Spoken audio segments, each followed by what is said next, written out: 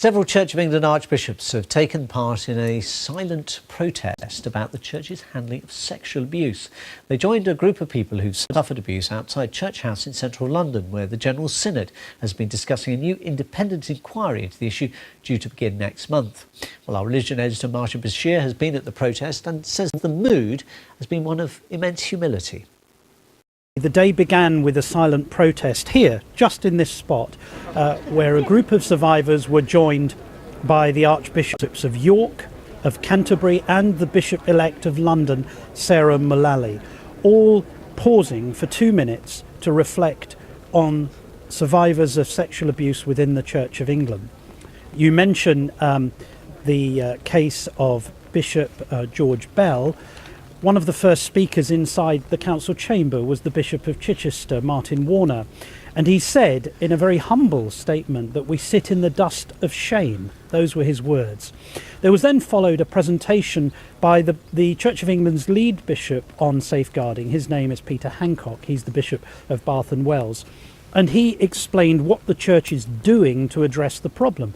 So, for example, since 2014, it's increased its investment resourcing in safeguarding fivefold.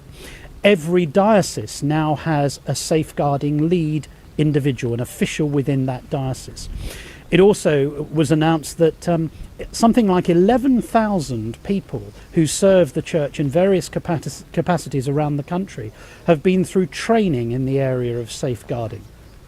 But Peter Hancock continued and warned the Synod that because the Church next month will be the subject of scrutiny at the independent inquiry into child sexual abuse, it had to prepare for even more challenging times.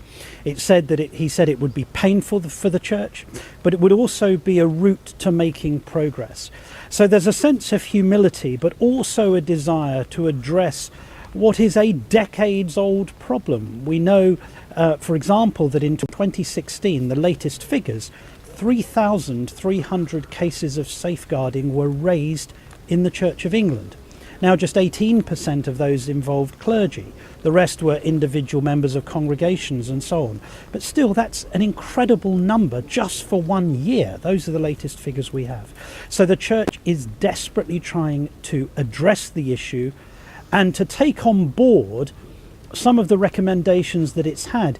In the last 2 years, there have been 3 independent inquiries. The Elliott Review concerning one individual who made allegations against the Church, and of course Bishop Peter Ball, who was eventually sentenced to jail, and now the case of Bishop George Bell.